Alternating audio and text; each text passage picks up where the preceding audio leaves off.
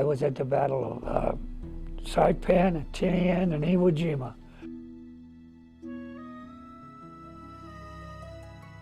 Well, I was with the artillery, which is, you know, in defense. The infantry as regiments do all the moving up in the battles and stuff like that, and we protect them with our artillery.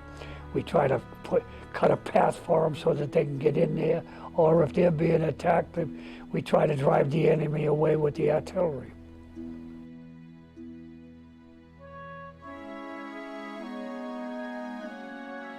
Well, the front line is, supposedly the front line is the infantrymen. They lead the battle, and it's up to us to try to protect them as best we can with our artillery. I was in the 4th Marine Division. Well, as I say, we were with the artillery. We had cannons, 105s, and pack howitzers, 75.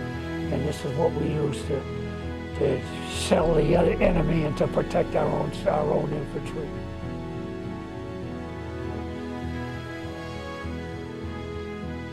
Well, it wasn't exactly housing. We just used to dig a hole, in what we call the foxhole, and that's where we lived as we moved on and so forth. We had a companion, the fellow that was with me, is Pat Cataldo. He and I were foxhole buddies, and whenever we moved up, we dug another hole for ourselves.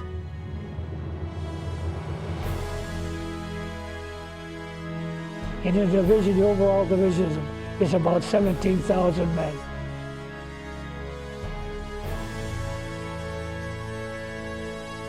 Yes, when we got back to the rest base, we had a rest base on the island of Maui. And that's where we go after the battle. And at that time, I'd write home to my mother and father and tell them I was all right and everything was okay.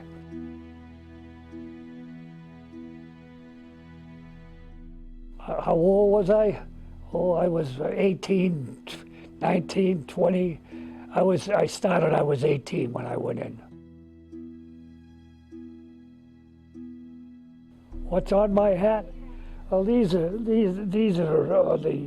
it shows the different medals that were awarded to the 4th Marine Division, and it shows the battles, the number of the stars for the number of the battles that we were in, and so forth.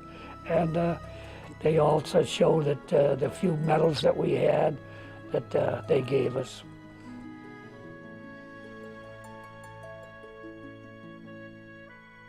Well, what it was is that the Japanese attacked the United States at Pearl Harbor, and they come in with no warning, so forth, and they bombed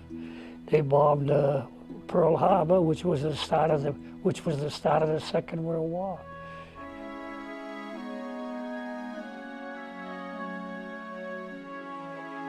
Well, I tell you, it's a very scary situation in the beginning, and then eventually, after you've been in the battle for a while, you start to get a little more used to it, and eventually you get to the point where you know what's going to happen, you know, and you can prepare yourself for it and so forth, you know.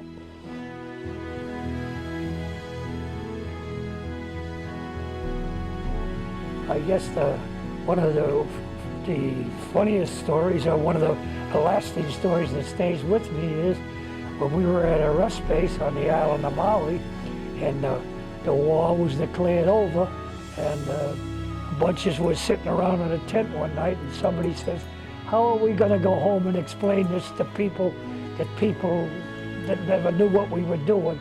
You know, and so this friend of mine, who was my foxhole buddy, Pat Cataldo, he says, "Well, I'll tell you, I'm just going to point to he had the tattoo of the Marine Corps on his forearm, and he says, I'm just going to point to my Marine Corps thing and tell him, look, you read about all us Marines."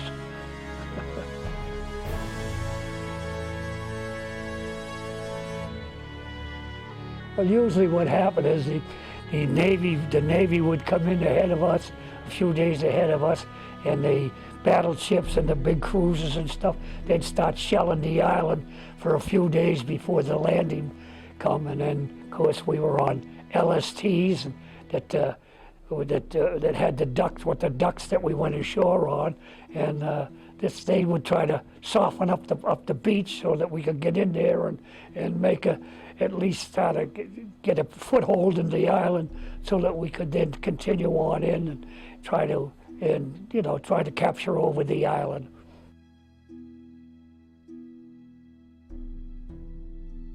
We got a hold of a Japanese flag in a swap of souvenirs with another Marine, and that we took the flag, and eventually a fella came to.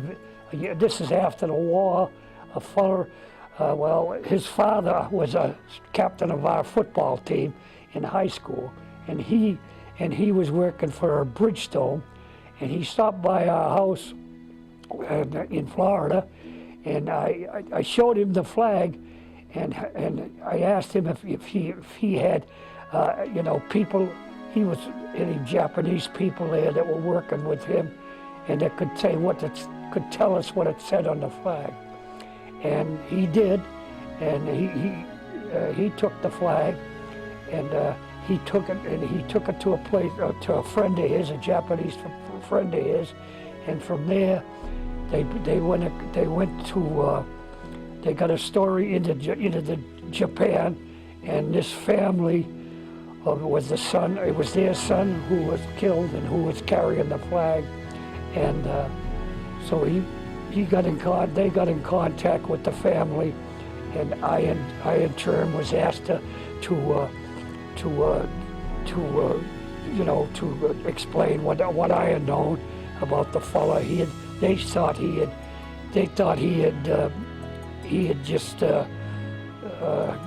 drowned her before the battle was beginning, but he was on the island when he got killed on the island.